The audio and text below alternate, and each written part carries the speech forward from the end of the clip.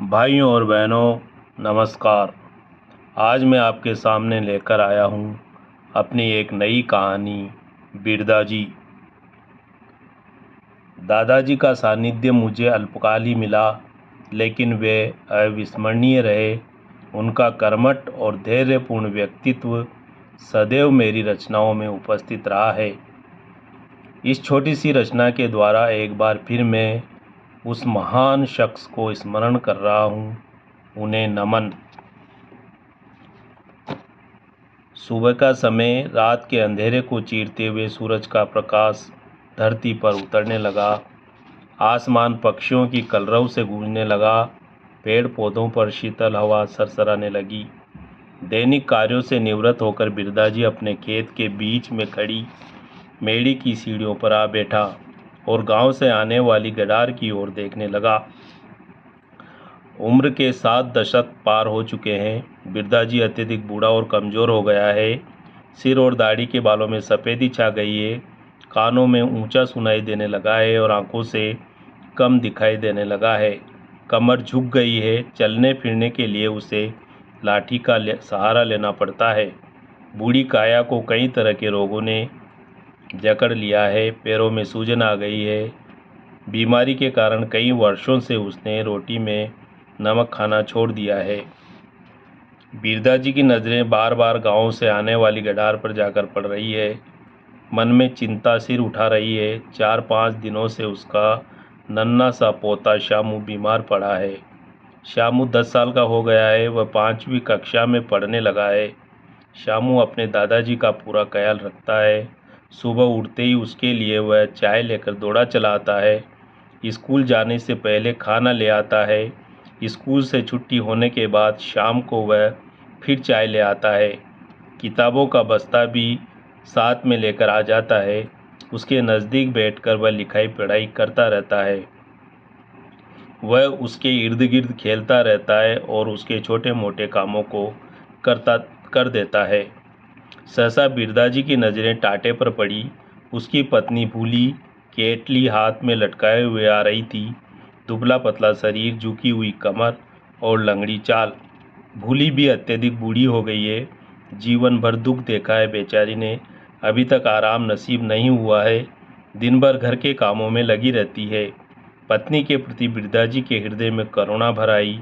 भूली के नज़दीक आते ही वह बोल पड़ा, ओंकार को भेज देती, तूने क्यों तकलीफ़ की है? ओंकार कहाँ है घर में? रात को शामू की तबीयत अधिक बिगड़ गई है तो वह उसे बैलगाड़ी में डालकर मंडी के अस्पताल में ले गया है।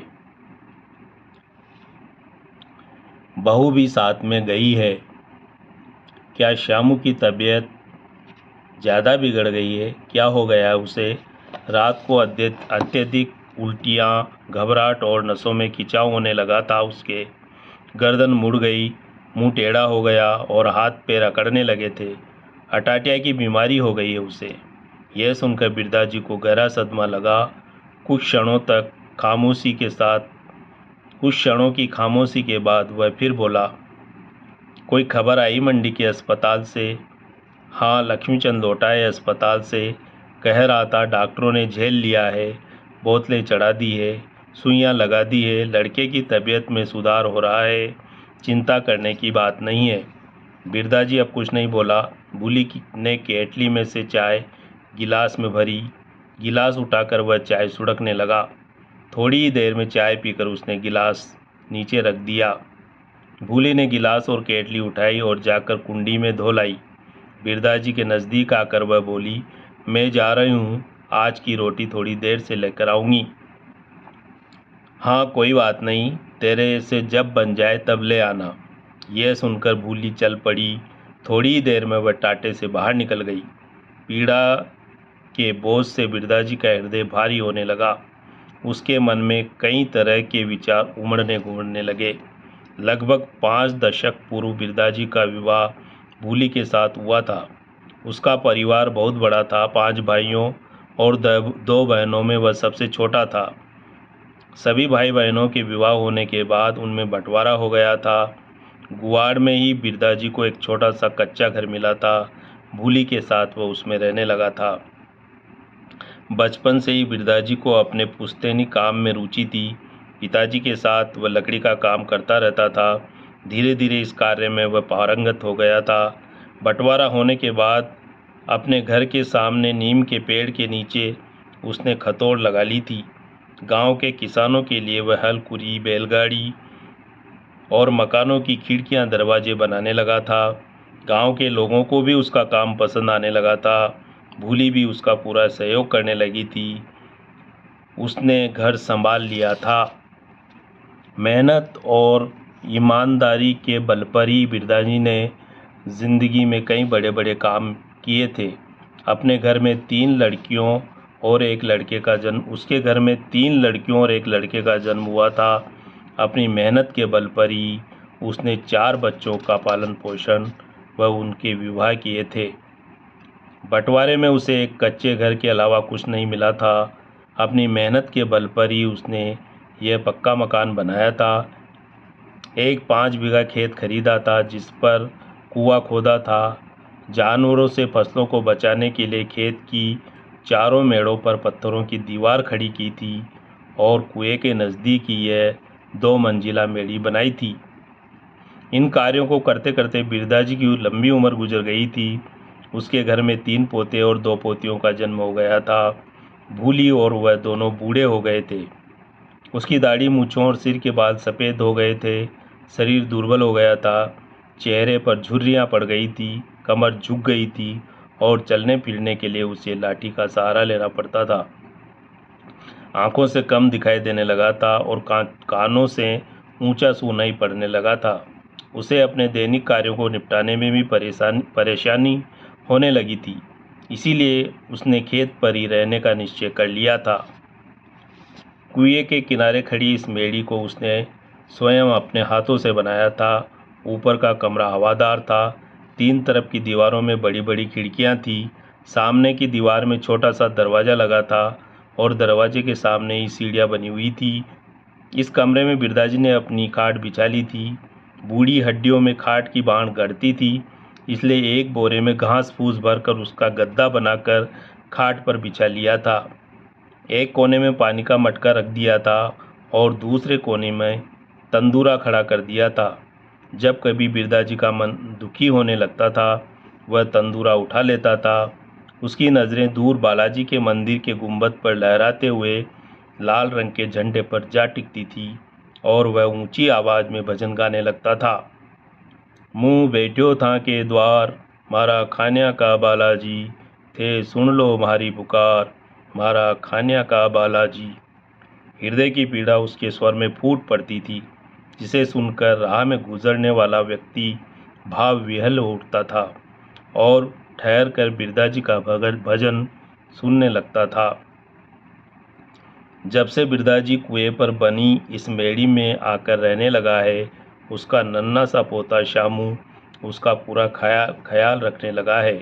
सुबह वह जल्दी उठकर उसके लिए चाय ले आता है, फिर खाना रख जाता है। स्कूल से छुट्टी होते ही वह कुएं पर उसके पास दौड़ा चला आता है। दिन भर मेड़ी में वह उसके आसपास खेलता रहता है, पढ़ता लिखता रहता है और दौड़ दौड़ कर उसके काम करता रहता है। वह मटके में पानी भर देता है। गांव में जाकर दुकान से उसके लिए चूना तंबाकू ले आता है। जब वह खेती बाड़ी का कोई काम करने लगता, शामू उसका हाथ बटाने आ जाता है। अपने दादाजी के लिए रात का भोजन भी वही लेकर आता है।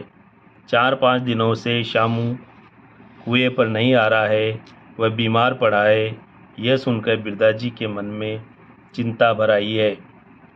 मन ही मन वह भगवान से प्रार्थना करने लगा है कि उसका पोता जल्दी ठीक हो जाए। प्रतिदिन सुबह वह मेड़ी की सीढ़ियों पर शामू की प्रतीक्षा करने लगता है। उसकी बूढ़ी नज़रें गांव की ओर से आने वाली गटार पर टिक जाती हैं। अभी चाय की केतली हाथ में लटकाए हुए शामू दौड़ता हुआ नजर आएगा, लेकिन शामू उसे कहीं नज़र नहीं आता है। बेटा ओंकार चाय की केतली लेकर आता हुआ नजर आता है। शामू की तबीयत अभी तक ठीक नहीं हुई है। उसकी चिंता और बढ़ जाती है। रात को शामू की तबीयत और अधिक बिगड़ गई है। बेटा ओंकार उसे बैलगाड़ी में डालकर रामगंज के सरकारी अस्पताल में ले गया है। गांव के कई लोग उसके साथ गए हैं। सुबह सुबह ही पत्नी भूली के मुंह से यह खबर सुनकर बिरदाजी की चिंता और बढ़ गई। भूली चाय पिलाकर चली गई। उसका मन व्याकुल होने लगा। उसे श्यामू की मदद करनी चाहिए। वह किस प्रकार उसकी मदद कर सकता है? उसका शरीर अत्यधिक बूढ़ा और कमज़ोर हो गया है। 4 कदम चलने में उसका दम फूल जाता है। 2 कोस दूर रामगंज के अस्पताल में वह उससे मिलने भी नहीं जा सकता है। वह कितना बदकिस्मत है कि अपने बीमार पोते की कोई मदद नहीं कर सकता है। अपनी लाचारी पर वह छटपटाने लगा। सहसा एक बात उसके दिमाग में आ गई और उसकी आंखें चमक उठी। धीरे धीरे वह मेड़ी की सीढ़ियों पर चढ़ गया। उसने एक कोने में रखा हुआ तंदूरा उठाया और खाट पर आ बैठा। उसकी दृष्टि दूर बालाजी के मंदिर पर लहराते हुए लाल रंग के झंडे पर जा टिकी। उसकी अंगुलियां तंदूरे के तारों पर थिरकने लगी। हृदय की पीड़ा आंखों में छलछल आई और ऊंचे स्वर में वह भजन गाने लगा।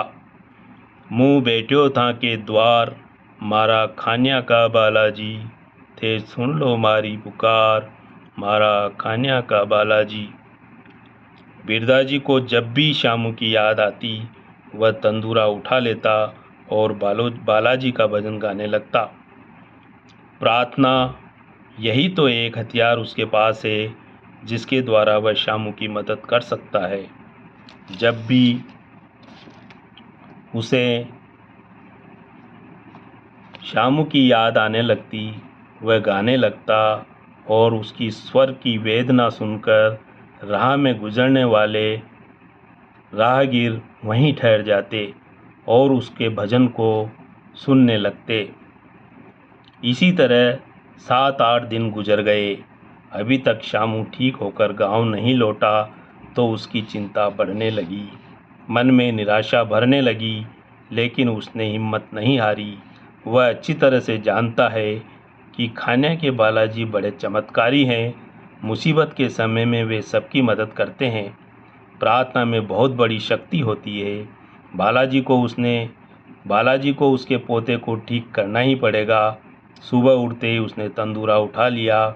मेड़ी के दरवाजे से उसकी नज़रें दूर खान्या के बालाजी के मंदिर पर लहराते हुए झंडे पर जा टिकी। हृदय की पीड़ा आंखों में उमड़ आई। अंगुलियां तंदूरे के तारों पर थिरकने लगी और अपनी पूरी शक्ति लगाकर वह बालाजी का भजन गाने लगा। भजन गाते गाते वह थक जाता तो थोड़ी देर रुक जाता, 2 घूंट पानी पीता, तंबाकू बनाकर मुंह में डालता और फिर गाने लगता। गाते गाते उसका गला बैठने लगा। तंदूरे के तारों पर चलते चलते चलते उसकी उंगलियां में घाव होने लगे। उसने हिम्मत नहीं हारी। वह भजन गाता ही रहा। सुबह से शाम हो गई। सूरज पश्चिम में पहाड़ों के पीछे डूब गया। चारों तरफ सांझ का धुंधलका पसरने लगा। बालाजी का भजन गाते गाते वह थक कर चूर हो गया।